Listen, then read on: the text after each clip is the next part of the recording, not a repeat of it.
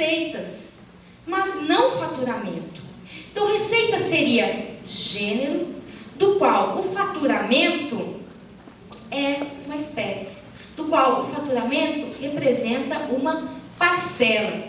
Então, aquelas pessoas jurídicas que possuem essas receitas financeiras, essas receitas de capital, de indenização, de royalties, esses valores estão excluídos, ou serão excluídos, se ela pleitear judicialmente que isso seja reconhecido, da base de cálculo da contribuição ao PIS e da COFINS. Mas esse não é a única consequência. Porque se nós tomarmos a decisão do Supremo Tribunal Federal, nós veremos que isso pode acarretar, depende das nossas construções jurídicas, pode acarretar outras consequências. Uma delas já está sendo apreciada, ao meu ver, é consequência, sim, desse mesmo posicionamento, a exclusão do ICMS da base de cálculo da COFINS.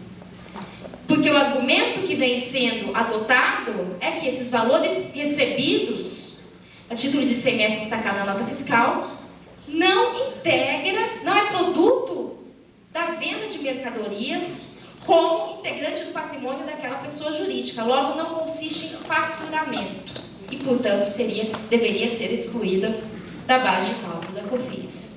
Mas não é só isso. E os atos cooperados? Os atos praticados pelas cooperativas.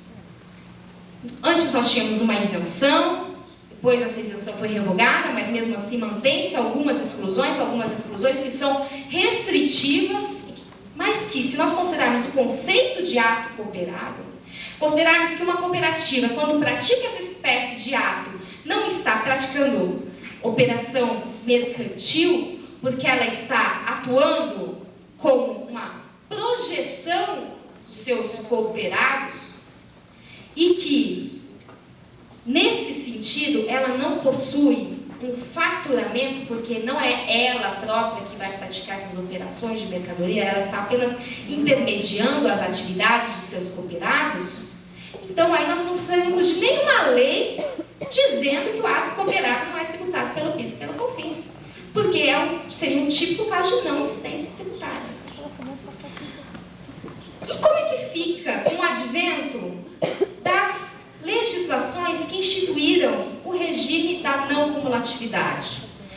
Porque quando se fala nos efeitos dessa decisão do Supremo Tribunal Federal, afirma-se: para aqueles que continuam sujeitos ao regime cumulativo e, portanto, sujeitos à Lei 9.718, esses contribuintes vão ter total aplicabilidade, tanto para o passado, dentro do prazo prescricional, obviamente, como para o futuro, dessa decisão do STF, já que a sua base de cálculo é o faturamento.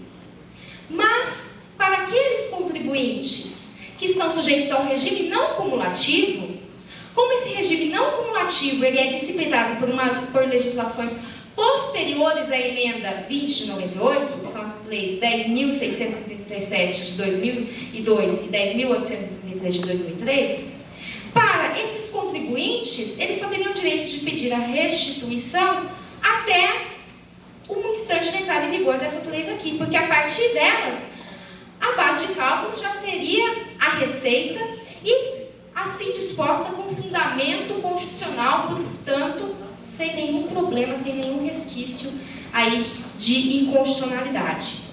Ocorre que, já para finalizar, essa regra matriz de incidência tributária, essa hipótese de incidência, o fato gerador abstrato, qualquer que seja o nome, ela tem que estar em harmonia com a base de cálculo. Quando nós fazemos essas repartições em critérios, são para fins de desmembrar ao máximo, poder estudar cada um deles em profundidade, mas não considerá-los isoladamente. Considerá-los todos conjuntamente e verificarmos a harmonia entre eles. Então, a hipótese de incidência tem que estar em harmonia com a base de cálculo. No entanto, mesmo com as leis 10.637 e 10.833, eu não não vejo essa harmonia. Hoje nós temos um fundamento de constitucionalidade para que seja instituída uma contribuição incidente sobre a receita. Mas para que essa contribuição possa ser exigida, é preciso que o exercício da competência seja regularmente efetuado. E nessas legislações nós vemos que, no artigo 1º, prescreve que o fato gerador é o faturamento mensal. Porém, também altera a definição de faturamento. Assim entendido o total das receitas auferidas pela pessoa jurídica, independente da denominação ou classificação contábil, o que abrange receitas próprias, alheias, todas. Ou seja, também aqui, apesar dessas leis terem sido editadas com base numa Constituição que já prevê a tributação da receita, a forma como se deu essa instituição não é das melhores. Viola o artigo 110 do CTN, ou, ao meu ver, nem precisaria existir, o próprio texto constitucional que exige essa harmonia, essa coerência da regra de tributação. Esses são alguns dos pontos que eu selecionei para levantar aqui, para que nós possamos pensar, refletir e discutir sobre isso e futuramente aplicar essa decisão ou o conteúdo e os fundamentos dessa decisão do STF em outras oportunidades, em outras causas e em outras legislações igualmente incompatíveis com o texto constitucional. Muito obrigada a todos.